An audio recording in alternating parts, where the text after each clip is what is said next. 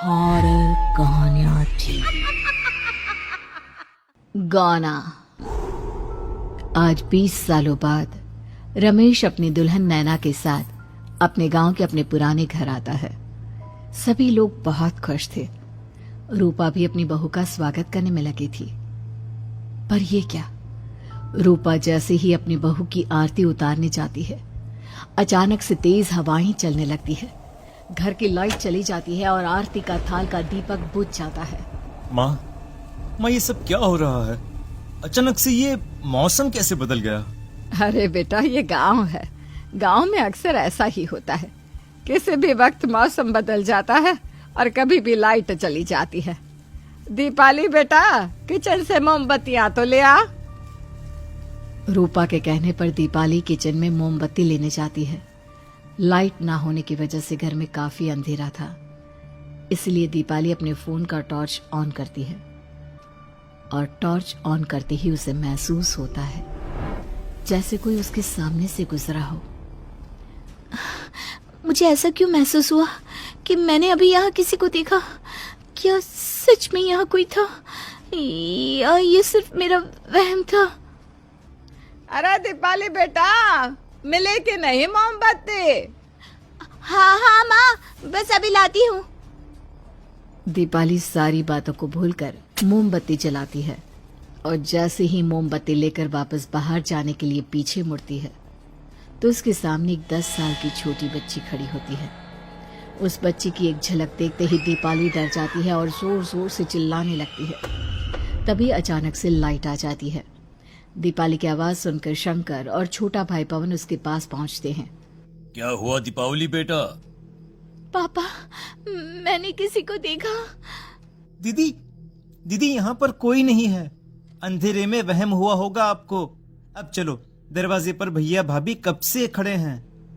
दीपाली भी इसे अपना एक वहम समझकर सबके साथ बाहर चली जाती है, जहां वो लोग अपनी भाभी का स्वागत करते हैं। नैना अपने पैरों से कलश को गिराकर थाल में पैर रखती है और घर के अंदर जाती है। सब घर के अंदर चले जाते हैं। भाभी, मैं आपकी ननद नहीं, आपकी छोटी बहन और फ्रेंड की तरह हूँ। इसलिए कभी भी आपको ये लगे कि भैया आपको सता रहे हैं तो आप उनकी शिकायत मुझसे कर देना। भाभी भैया की शिकायत करे या ना करे, पर मुझसे और माँ से तेरी शिकायत जरूर करेगी। सभी आपस में बैठकर हंसी मजाक कर रहे थे। नैना भी घूंघट किए अपने बिस्तर पर बैठी थी। वो सब आपस में बात कर ही रहे होते हैं कि तभी उन्हें एक अजीब डरावनी आवाज सुनाई देती है और कमरे की खिड़की अपने आप ही खुल जाती है। मुझे इसीलिए गांव पसंद नहीं। गांव में ऐसी ही डरावनी आवाजें आती हैं। मैंने तो सुना है गांव में बहुत सारे भूत भी होते हैं और इस मौसम को पता नहीं क्या हो रहा है। मुझे तो बहुत डर लग रहा है। मैं तो अपने कमरे में जा रही हूँ सोने। बाय भाभी, हम कल बात करेंगे। अब सब अपने कमरे में सोने चले जाते हैं। नैना अपने कमरे में बिल्कुल अकेली थी। कुछ देर बाद रमेश अपने कमरे में आता है और देखता है कि नैना खिड़की के पास खड़ी होकर बाहर की ओर एक टक नजरें लगाकर देख रही थी। क्या हुआ नैना? बाहर क्या देख रही हो? मैं बाहर का मौसम देख रही हूँ रमेश जी। इस मौसम को देखकर ऐसा लग रहा है जैसे आज कोई अपना बदला लेने के लिए आया है।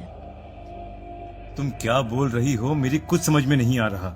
और वैसे भी रात काफी हो चुकी है, अब हमें भी सो जाना चाहिए। चलो। इतना बोलकर रमेश सोने के लिए बिस्तर पर लेट जाता है, पर नैना अब भी खिड़की के पास ही खड़ी होती है। रमेश के सो जाने के बाद नैना अपनी सास के कमरे में जाती है और अपनी सास के पास बैठकर रोने लगती है, जिसे सुन सास की नींद खुल जाती है। बहू, अरे क्या हुआ बहू? तू इतनी रात को यहाँ मेरे कमरे में बैठकर रो क्यों रही है? मम्मी जी, आपने मुझे क्यों नहीं अपनाया? आपको पता है, आपकी वजह से मुझे और मेरे परिवार वालों को गांव वालों के कितने ताने सुनने पड़े। तू मेरी बहू नहीं है? कौन है तू? मम्मी जी, मैं आप ही की बहू हूँ। आपने मुझे अब भी नहीं पहचाना? इतना बोलते ही नैना की आंखें लाल हो जाती हैं। वो जोर जोर से हंसने लगती है। मौसम का रुख बदल जाता है। कमरे की खिड़कियां और दरवाजे अपने आप ही खुलने और बंद होने लगते हैं। देखते ही देखते नैना हवा में उड़ने लगती है और वो अपनी आंखों के इशारे से अपनी सांस को भी हवा में लटका देती है। तेरी वजह से मुझे और मेरे घर वालों को ताने सुनने पड़े।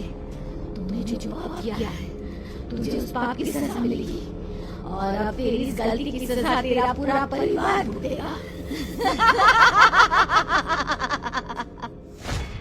इस तरह से नैना बड़ी ही बेरहमी से अपनी सास को मार डालती है और आराम से अपने कमरे में जाकर सो जाती है।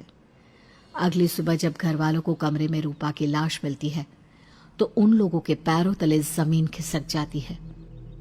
कल तक माँ बिल्कुल ठीक थी, फिर अचानक ऐसा क्या हुआ रात को कि माँ हम सबको छोड़कर चली गई। सारी गलती मेरी है।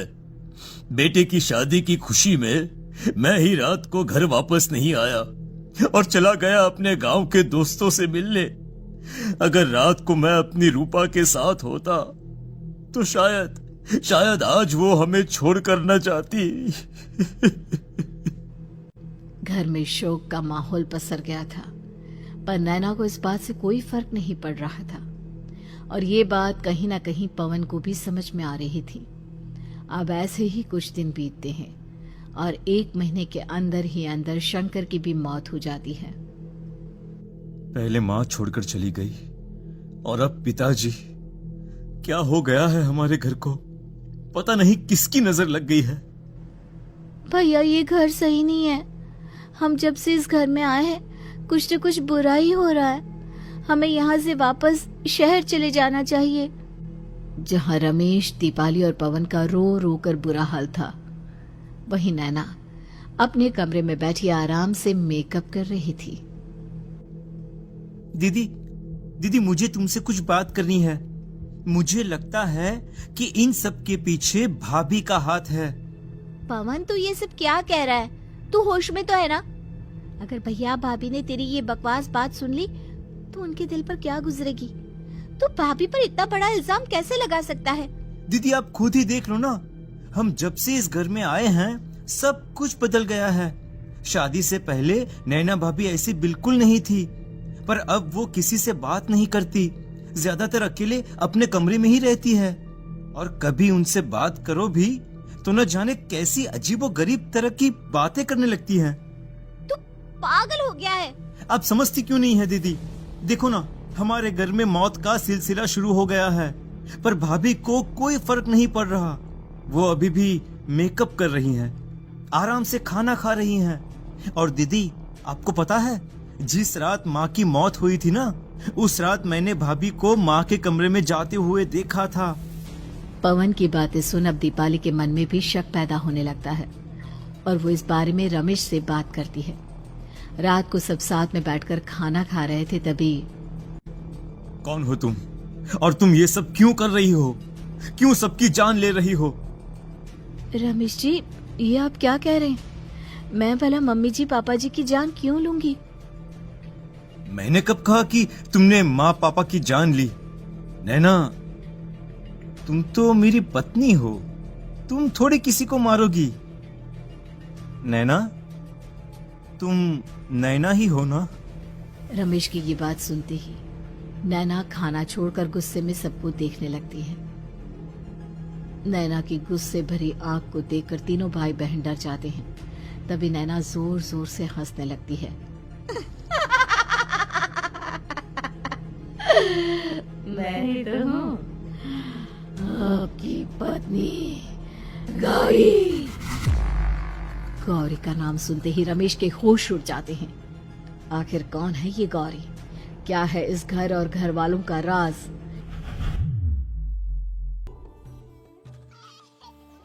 हमारे दोनों बच्चे एक साथ कितने अच्छे लग रहे हैं ना? हाँ, कितने अच्छे दोस्त हैं दोनों। बस बड़े होने के बाद भी इनकी ये दोस्ती बनी रहे तो बच्चे कितने खुश रहेंगे। मैं क्या सोच रहा था कि क्यों ना हम अपनी दोस्ती को रिश्तेदारी में बदल दें। मैं अपने बेटे रमेश की शादी तेरी बेटी गौरी से करना चाहता हूँ। इस तरह हमारे बच्चे भी हमेशा साथ रहेंगे और हमारी दोस्ती भी रिश्तेदारी में बदल जाएगी। शंकर की इस बात से उसके दोस्त को बहुत अच्छा लगता है और वो अपनी बेटी की शादी रमेश से करवाने के लिए तैयार हो जाता है। बहुत जल्द दोनों परिवार मिलकर बचपन में ही रमेश और गौरी की शादी करा देते हैं। अरे शंकर, अपने बच्चों की शादी करवा कर हमने अपनी दोस्ती को रिश्तेदारी में बदल तो लिया, पर मैं चाहता हूँ कि अपनी गौरी का गौना 2 साल बाद करूं, ताकि वो थोड़ी समझदार हो जाए। अरे हाँ दोस्त, बिल्कुल, हमें कोई दिक्कत नहीं है। इसी तरह समय बीतने लगता है।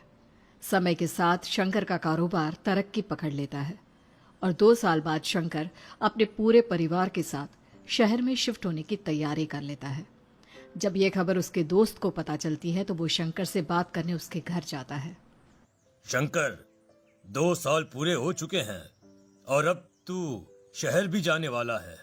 मैं सोच रहा था कि तेरे शहर जाने से पहले गौरी का गौना कर दूं, ताकि तू अपनी बहू को अपने साथ लेकर जा सके। ये तो कैसी बातें कर रहा है? रिश्तेदारी बराबरी वालों से होती है, और वैसे भी अब मेरा बेटा या मेरा परिवार कोई भी इस रिश्ते को नहीं मानता। ये तू कैसी बातें कर रहा है दोस्त? जब हमने अपने बच्चों की शादी करवाई थी तब हम दोनों ही एक बराबर थे। पिछले 2 साल में तेरा कारोबार थोड़ा सा अच्छा क्या चल गया तो पुराने रिश्ते ही तोड़ देगा। देख भाई, ऐसा मत कर। अगर तूने मेरी बेटी को अपनी बहू के रूप में नहीं अपनाया तो कोई भी मेरी बच्ची से शादी नहीं करेगा। अरे उसकी जिंदगी बर्बाद हो जाएगी। यार देख, वैसे भी बाल विवाह तो कानून मान्यता नहीं देता, फिर मैं कैसे दे दूं? तू अपनी बेटी के बड़े होने पर उसकी शादी किसी दूसरे लड़के से करवा देना। वैसे भी तब तक ना उसे और ना ही गांव वालों को ये बात याद रहेगी। मेरे बेटे को बख्श दे मेरे भाई। इस तरह से शंकर अपने दोस्त के परिवार और गौरी को गांव वालों के ताने सुनने और जिल्लत से भरी जिंदगी जीने के लिए छोड़ अपने परिवार वालों के साथ शहर चला जाता है। अरे इनकी गोरी में ही कोई दोष होगा, तभी तो लड़के वालों ने इनकी बेटी को अपनी बहू के रूप में नहीं अपनाया और उसको यहाँ छोड़कर शहर चले गए। अब कौन थामेगा ऐसी लड़की का हाथ? अरे पता नहीं कैसा आदमी है जो गांव वालों के इतने ताने सुनकर भी सर उठाकर गांव में चल रहा है। अरे अगर मेरी बेटी के साथ ऐसा हुआ होता ना तो मैं तो शर्म के मारे मर ही जाता। हाँ, दिन रात लोगों की नजरों में अपने लिए ग्रहण देख और सबके ताने सुन सुन अब गौरी के पिता हिम्मत हारने लगते हैं और एक रात गौरी के माता पिता खुदकुशी कर लेते हैं। ये सदमा गौरी भी सहन नहीं कर पाती और उसकी भी मृत्यु हो जाती है। तुम्हारे परिवार की वजह से हम लोगों ने अपनी इज्जत और जान गंवाई। इसका बदला तो तुम्हें चुकाना पड़ेगा, वो भी अपनी जान देकर। हंसते हुए अब नैना हवा में उड़ने लगती है। नैना अब पूरी तरह से बदल चुकी थी। गौरी की आत्मा उसके शरीर पर हावी हो चुकी थी। उसकी आंखें सफेद, पैर उल्टे, चेहरा काला और बाल बिखर गए थे। अब गौरी अपनी शैतानी शक्तियों से घर के हर कोने को अपने काबू में कर लेती है और सीधी दीवार पर जाकर चिपक जाती है। मुझे अपना बदला चाहिए। बदला लूंगी मैं तुम सबको खत्म कर दूंगी। गौरी इतनी तेज चिल्ला रही होती है कि उसकी आवाज से घर के सारे कांच टूट जाते हैं। सामान इधर उधर गिरने लगता है और ये सब देखकर तीनों भाई बहन के होश उड़ जाते हैं। बचाओ, भागो भागो। उन तीनों को अपनी जान बचाने के लिए यहाँ से वहां भागता देख गौरी जोर जोर से हंसने लगती है। तभी दीपाली घर से बाहर निकलने लगती है, जिसे देख गौरी गुस्से में अपनी शक्तियों से तुरंत घर का दरवाजा बंद कर दीपाली को हवा में उड़ा देती है। बाहर भागी थी, मुझसे बचकर भागना चाहती है? कोई नहीं बचेगा, आज तुम सब मरने वाले हो। अचानक घर में भूतिया आवाजें गूंजने लगती है, तेज हवाएं चलने लगती हैं। सोफा, टेबल, कुर्सी सब हवा में उड़ने लगता है। ये सब देखकर रमेश, दीपाली और पवन की रूह कांप जाती है। घर में ये सब होते हुए और अपनी बहन को हवा में उड़ते हुए देख रमेश और पवन को भी समझ में नहीं आ रहा था कि वो क्या करे, कैसे अपनी जान बचाए। इतने में गौरी अपनी आंखें दीपाली की तरफ करती है और अपनी शैतानी शक्तियों से उसका गला दबाने लगती है। भागने का बहुत शौक है ना, अब मैं तुझे इस दुनिया से ही भगा दूंगी। इतना बोलकर गौरी दीपाली को उठाकर फेंक देती है और दीपाली दीवार से टकराकर नीचे गिर जाती है। दीपाली के पूरे शरीर में चोट के निशान होते हैं और वो उठ भी नहीं पाती। दोनों भाई भागते हुए अपनी बहन के पास जाते हैं। ये तो बस शुरुआत है, मैं तुम तीनों को तड़पा कर मारूंगी। अरे अरे, पर हमने क्या किया है? हम तीनों भाई बहन तो निर्दोष हैं। गलती तो हमारे माता पिता ने की थी और उन्हें तुम पहले ही मार चुकी हो, फिर हमारे पीछे क्यों पड़ी हो? पवन के इतना बोलते ही गौरी एक हवा के झोंके की तरह उसके पास आती है और उसका गला पकड़कर उसे हवा में उठा देती है और रमेश को गुस्से भरी नजरों से देखती है। गलती मेरे परिवार की नहीं थी, पर सबको मरना पड़ा। मैं किसी को नहीं छोड़ूंगी। गौरी पवन को हवा में उछाल देती है, जिस पर कमरे की छत से टकराकर जमीन पर आकर वो गिरता है। उसके सर और शरीर पर जगह जगह चोट लग जाती है और खून बहने लगता है, जिसे देख अब रमेश से चुप नहीं रहा जाता। गौरी, तुम्हारा गुनहगार मैं हूँ। तुम्हारी शादी मुझसे हुई थी। अगर तुम्हें बदला चाहिए तो मुझसे लो। मेरे भाई बहन को छोड़ दो। तुम मुझे मार दो। मरना तो सबको पड़ेगा। अरे पर इसमें उन दोनों की कोई गलती नहीं है। प्लीज, मैं मानता हूँ कि तुम और तुम्हारे परिवार के साथ जो कुछ भी हुआ वो गलत था, पर गौरी, मैं प्लीज मेरे भाई बहन को छोड़ दो। उन्हें तो इस बात के बारे में कुछ भी पता नहीं है। उनका इस सबसे कोई लेना देना नहीं है। तुम और तुम्हारा परिवार यही चाहता था ना कि मैं तुम्हें अपना लूं। उस समय मैं बच्चा था। मेरे पास इतनी समझ नहीं थी, पर आज मैं तुम्हें तुम्हारे इसी रूप में अपनाता हूँ। मेरे साथ जो करना है कर लो, बस मेरे भाई बहन की जान बख्श दो उनकी जान। रमेश की ये बात सुनकर गौरी का गुस्सा थोड़ा शांत होता है। ठीक है, मैं तुम्हारे भाई बहन को नहीं मारूंगी, पर तुम्हें मरना होगा और तुम्हारी आत्मा को मेरे साथ शादी करनी होगी। मुझे मंजूर है।